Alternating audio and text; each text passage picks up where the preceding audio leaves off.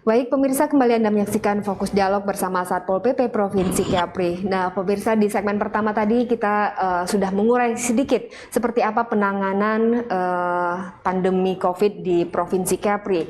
Dan kami masih akan melanjutkan di segmen kedua ini. Namun sebelum itu kami masih mengajak Anda pemirsa yang menyaksikan siaran ini melalui media sosial Facebook Tanjung Pinang TV, Anda dapat bergabung bersama kami. Sampaikan pertanyaan Anda di kolom komentar. Baik pemirsa, saya masih akan menyapa Bapak Juramadi yang terhubung secara virtual. Halo Pak Juramadi. Baik, sepertinya belum terhubung pemirsa. Nah, saya akan ke Pak Cecep. Pak Cecep tadi telah menyampaikan bahwa sebentar lagi 28 hari jika tidak ada pasien yang orang-orang yang terkonfirmasi Kepri atau mungkin Tanjung Pinang dan Bintan atau Batam itu menuju level zona hijau begitu Pak. Nah, sebentar lagi kita kan juga akan melaksanakan libur Natal dan Tahun Baru nih Pak. Juga Pak Oksep tadi menyinggung sedikit bahwa pemerintah Provinsi Kepri akan menerapkan PPKM level 3 begitu ya Pak ya. Nah, jika ini diterapkan itu seperti apa Pak skemanya nanti Pak? Baik, tentunya pemerintah daerah harus mensinergikan dengan kebijakan pemerintah pusat. Kebijakan melaksanakan katakanlah penanggulangan dengan PPKM level 3 itu didasari oleh instruksi Menteri Dalam Negeri dan BNPB gitu ya. Nah, di level 3 nanti ini bukan berarti kondisi katakanlah kasus COVID meningkat, hanya tata laksananya saja, tata laksana penerapan penanggulangan COVID ini disetarakan dengan level 3. Kita ketahui level 3 ini ada pembatasan-pembatasan, namun pembatasan ini bukan berarti melarang aktivitas, tidak, karena aktivitas boleh berlangsung, justru tetap didorong dalam rangka membangkitkan ekonomi. Namun aktivitas ini harus taat terhadap protokol kesehatan. Nah, yang dibatasi pada PPKM level 3 ini misalkan nantinya akan terdeteksi melalui namanya aplikasi Peduli Lindungi. Misalkan mau masuk pelabuhan, ada aplikasi Peduli Lindungi, di sana akan terbaca apakah seseorang sudah vaksin 2 kali. Kalau vaksin 2 kali cukup dengan rapid test antigen, misalkan gitu ya. Tetapi kalau baru 1 kali harus dengan PCR, kan itu ya. Iya, iya. Namun demikian ini baru wacana belum ditetapkan karena setiap keputusan Inmendagri juga diserahkan improvisasinya kepada gubernur dan bupati wali kota. Kalau bupati wali kota menghendak pakai rapid test antigen untuk perjalanan dari Tanjung Pinang ke Batam, harus pakai rapid test antigen. Tentu pimpinan daerah melihat situasi nanti yang akan datang. Namun kalau ini tidak diterapkan, tentu upaya untuk menurunkan mobilitas itu tidak akan terjadi. Ini yang sebetulnya dikhawatirkan terjadi lonjakan seperti yang terjadi pada bulan Juli yang lalu, disebabkan oleh aktivitas libur nasional, hari raya Idul Fitri, kayak itu kan. Iya, benar. Nah, walaupun pemerintah sudah menjalankan pembatasan-pembatasan melalui katakanlah penyekat jalan dan lain sebagainya, tapi namanya juga itu suatu katakanlah budaya yang memang tidak atau sulit sekali dicegah, tetap itu diterobos. Gitu. Inilah yang menyebabkan tidak terkendalinya pada bulan Juli. Nataru nanti tentu kita tidak ingin terulang kembali kejadian seperti yang lalu. Jadi pembatasan-pembatasan, misalkan bioskop boleh dibuka, tetapi dengan dilindungi dan waktu kapasitasnya hanya 50%. Demikian juga mal-mal, restoran, kan gitu. Restoran tidak akan kita tutup, karena dengan menutup restoran berarti terhambatnya ekonomi kerakyatan itu kan. Tetapi nanti inilah Satpol PP ini yang akan mengawal koordinasi antara provinsi, kabupaten, kota di satgas-satgas ini itu akan dilaksanakan dengan baik seperti yang dilakukan sebetulnya dalam upaya menurunkan kasus pada bulan Juli yang lalu. Ketika itu Satpol PP bersinergi dengan Satgas di kabupaten kota dan bahkan TNI Polri ya. Itu luar biasa. Turun ke pasar-pasar seperti itu. Nah, kita lihat sekarang banyak juga yang menyampaikan kepada kami dan memang kita bisa lihat sendiri pelonggaran-pelonggaran sendiri mungkin akibat euforia kita sudah level 1 merasa level 1 kemudian katakanlah kasusnya sudah rendah ya, Pak, ya. Jadi protokol kesehatan ini sudah mulai melemah. Nah, inilah peranan Satpol PP apalagi dalam persiapan Natal ini yang mudah-mudahan dapat kita laksanakan seperti yang lalu. Jangan lupa keberhasilan ini juga vaksinasi yang terus diupayakan dan kita ke depan ini dalam waktu dekat ini dipersiapkan untuk pertama vaksinasi umur 6-11 tahun. Nah, kita sekarang sedang data dulu gitu ya. Dengan 6-19 tahun yang mudah-mudahan akan dimulai pertengahan Desember 2021 atau paling lambat awal Januari 2022 itu akan dimulai pada 6-11 tahun. Nah, ini jangan pula ini ada hoax yang menentang. Baik, Pak. Ketika ada hoax ini disebarkan dan diterima oleh masyarakat, maka upaya yang dilakukan oleh pemerintah itu akan jadi sedikit tidak produktif. Baik Pak Cecep, menyinggung soal penerapan disiplin tadi, Pak. Saya akan ke Pak Osnardi. Pak, mungkin bagaimana Pak penegakan Pergub di sini nomor 42 tahun 2020 tentang pedoman penerapan disiplin dan penegakan hukum prokes Covid di Provinsi Kepri, Pak. Seperti apa penerapannya, Pak? Tadi Pak Cecep juga menyampaikan Satpol bekerja sama dengan TNI dan Polri untuk mengawasi bagaimana prokes itu dilaksanakan di lingkungan masyarakat, Pak.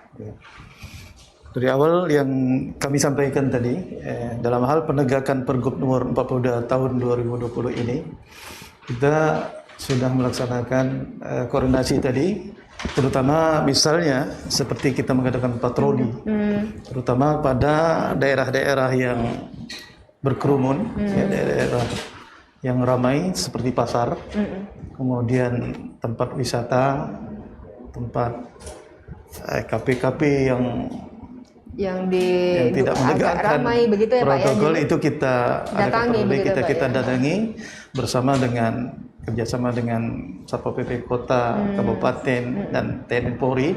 Kita beri edukasi terhadap mereka untuk penegakan daripada protokol itu sendiri.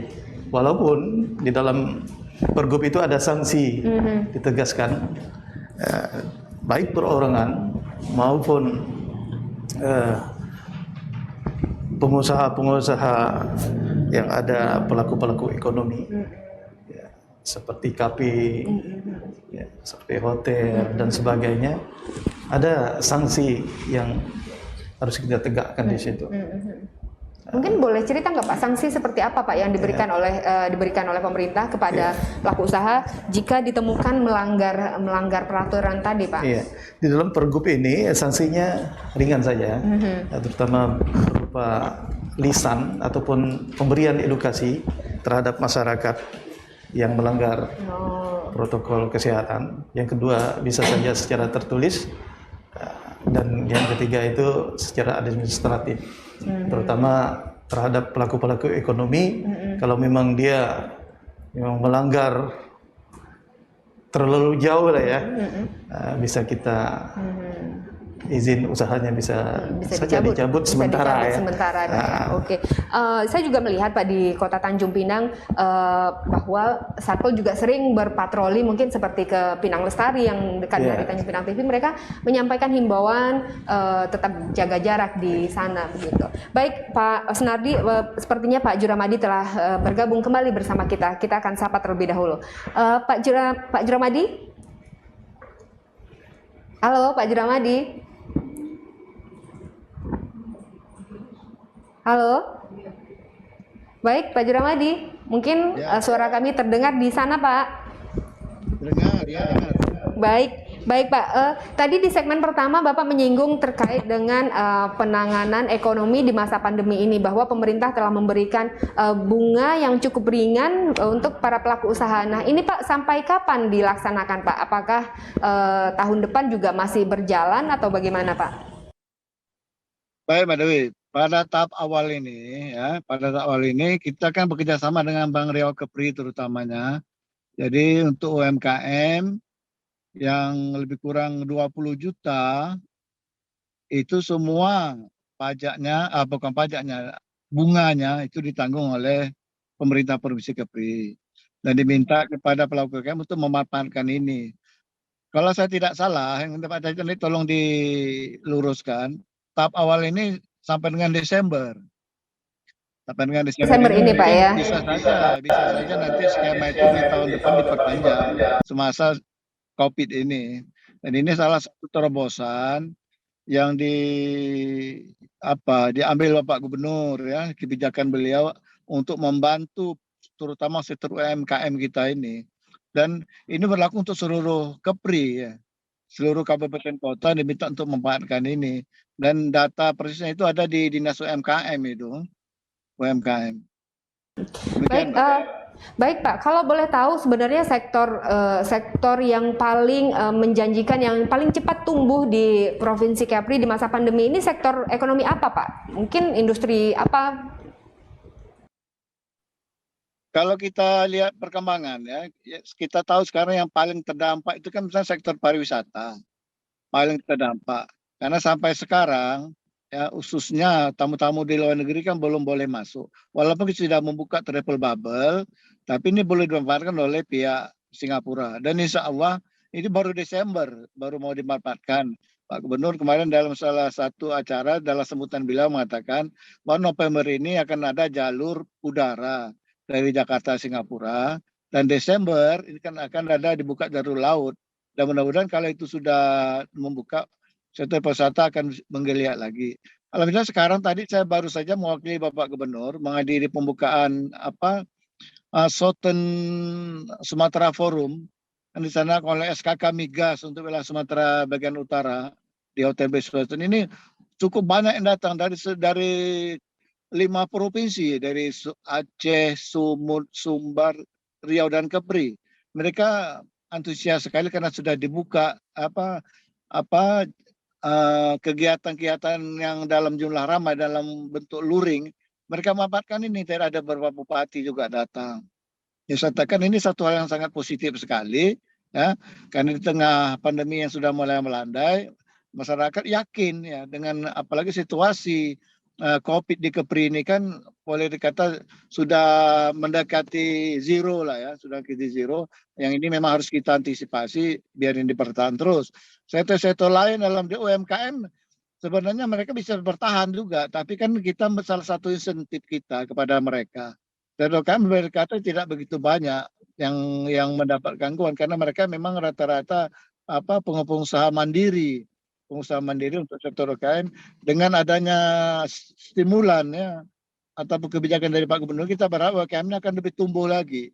Ya, yang misalnya berniat untuk mem-PHK, dengan adanya insentif mudah-mudahan tidak ada niat mem-PHK, dia punya karyawan. Nah, seperti inilah merupakan salah satu menjadi perhatian kita bersama. Dan sebagai daerah pariwisata itu kan tentu sangat berperan ya, karena salah satu wujud pendorong perkembangan dari pariwisata yang ada di Provinsi Kepri. Nah, mudah-mudahan lah ya dengan travel bubble yang kita buka ini, dan kita nampaknya paling siap ya, khususnya di Lagoy dan Nongsa ini paling siap untuk menerima turis. Mudah-mudahan Desember ini tidak saja orang Singapura dan Malaysia bisa datang ke kita, dan kita pun insya Allah ya sudah bisa mengunjungi Singapura dan Malaysia terhitung mulai Desember ya. Mudah-mudahan saja Mbak Dewi.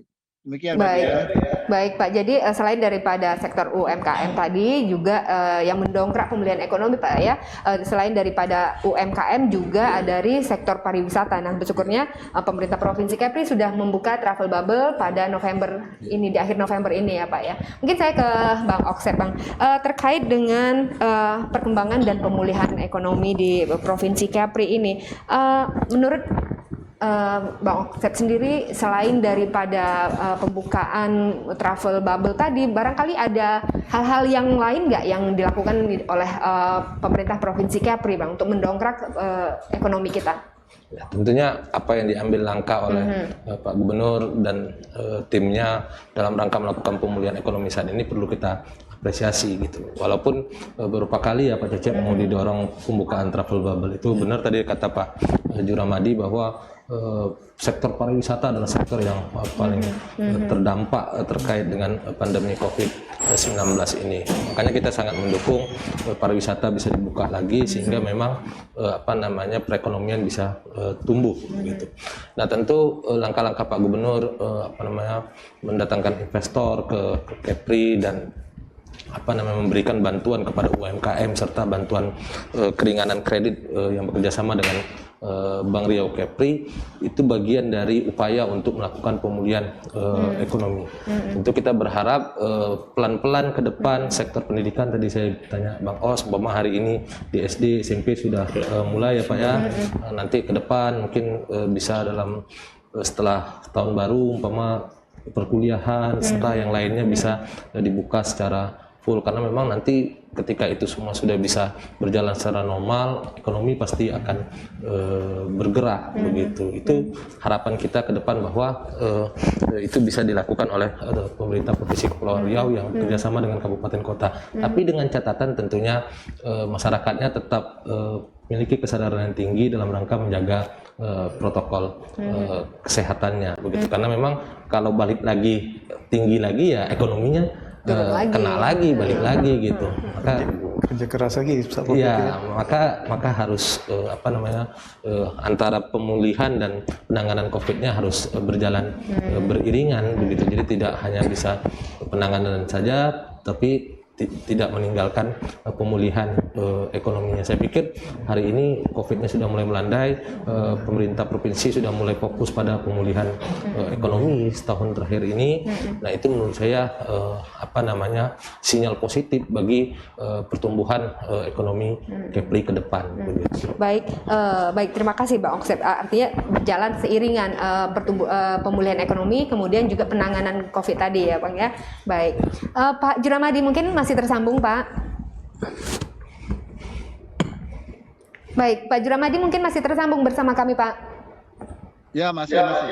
Baik Pak, saat ini juga Provinsi Kepri untuk Tanjung Pinang, Batam dan Bintan itu kan sekolah sudah mulai dibuka begitu Pak. Nah, ada sisi lain yang ingin mungkin saya sampaikan juga kepada Pak Juramadi, bahwa di sekolah-sekolah itu terdapat kantin untuk anak-anak belanja begitu Pak, untuk makan siang seperti itu pada jam istirahat. Nah, namun kantin-kantin ini kan masih belum dibuka begitu Pak. Nah, akibatnya anak-anak ini kan jajan ke jalan, ke pinggiran begitu Pak. Nah, saya pernah mendapatkan mungkin bisa dikatakan curhatan daripada penjual di kantin sekolah begitu Pak. Kenapa mereka tidak bisa jualan juga begitu kan. Nah, dari situ kan anak-anak kan bisa jajan di kantin mereka. Nah, mungkin ini Pak, pemerintah Provinsi Kepri barangkali mungkin ada perhatian atau mungkin ada langkah khusus yang dilakukan untuk ini Pak.